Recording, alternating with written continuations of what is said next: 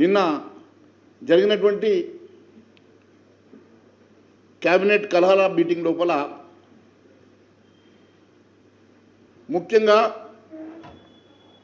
ఒక పెద్ద మంత్రికి ముఖ్యమంత్రికి మధ్యలో వాగ్వాదం జరిగినట్లు, ఇంకొక మంత్రికి ఇంకొక సీనియర్ మంత్రికి మధ్యలో వాగ్వాదం జరిగినట్టుగా మరి కథనాలు చూస్తున్నాం. ఇదంతా దేనికోసం వచ్చింది అంటే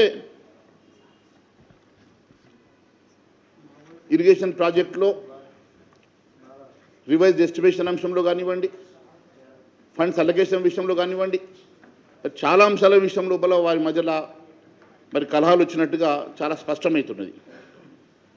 మరి నారాయణపేట కొడంగల్ ఎత్తిపోతల పథకం పనులలో వేగంగా పూర్తి చేయాలని 1000 కోట్ల రూపాయలు అలొకేట్ చేయాల్సిందిగా ముఖ్యమంత్రి గారు ప్రతిపాదన చేస్తే దానికి ముఖ్యమంత్రి గారినే వ్యతిరేకించినట్టుగా, మంత్రి గారు వ్యతిరేకించినట్టుగా మరి వార్తలు చదివినాం. మీరు ఒక్కసారి చూస్తే ఈ అంశం ఎందుకు బగ్గుమన్నదనంటే మరి సాగునీటి ప్రాజెక్టుల నిర్వహణ పర్యవేక్షణ గతం బడ్జెట్లో 480 కోట్లు కేటాయిస్తే ఇప్పటివరకు ఒక్క రూపాయి కూడా మంజూరు చేయలేదు, రిలీజ్ చేయలేదు. ఇంకా 26 రోజుల్లో ఫినాన్షియల్ ఇయర్ అయిపోతుందని చెప్పేసి ఇరిగేషన్ మంత్రి గారు బాధపడ్డారట. మరొక వైపు ఎన్నో టేలెంట్ ప్రాజెక్ట్స్ ఉన్నాయి. ఈ టేలెంట్ ప్రాజెక్ట్స్ అన్నీ కంప్లీట్ చేయాల్సిన అవసరం ఉన్నది.